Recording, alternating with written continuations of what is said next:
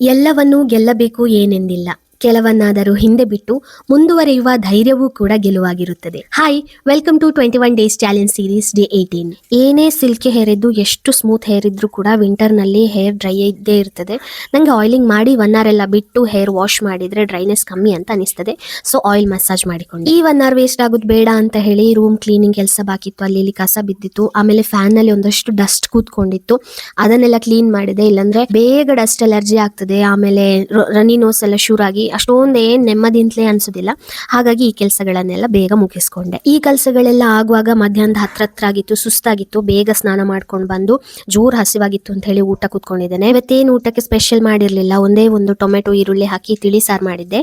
ತಿಳಿಸಾರು, ಬಿಳಿ ಅನ್ನ ಮತ್ತೆ ತುಪ್ಪ ಹಾಕಿ ಊಟ ಮಾಡಿದ್ದು. ಊಟಾದ್ಮೇಲೆ ಏನಾದ್ರೂ ಸಿಹಿ ತಿನ್ಬೇಕು ಅಂತ ಅನಿಸ್ತಿತ್ತು. ಹಾಗಾಗಿ ನಾನು ಒಣ ದ್ರಾಕ್ಷಿ ತಿಂದೆ. ಮತ್ತೆ ಒಂದು ಚಾಕ್ಲೇಟ್ ಕೂಡ ತಿನ್ನುವ ಅಂತ ಅನ್ಕೊಳ್ತಿದ್ದೆ, ತುಂಬಾ ದಿನದಿಲ್ಲ, ಬೇಡ ಬೇಡ ಅಂತ ಅವಾಯ್ಡ್ ಮಾಡಿ ಕೊನೆಗೆ ಇವತ್ತು ಒಂದೇ ಒಂದು ಚಾಕ್ಲೇಟ್ ಕೂಡ ತಿಂದೆ. ಸಂಜೆ ಹೊತ್ತಿಗೆ ವರ್ಕೌಟ್ ಗಿಂತ ಮೊದಲು ಮಿಂಟ್ ಲೈಮ್ ಟೀ ಕುಡ್ದೆ. ಆಮೇಲೆ ಒಂದು ಸಿಂಪಲ್ ಎಕ್ಸರ್ಸೈಸ್ ಕೂಡ ಮಾಡಿದೆ. That's it for today. Thank you so much for watching. Bye.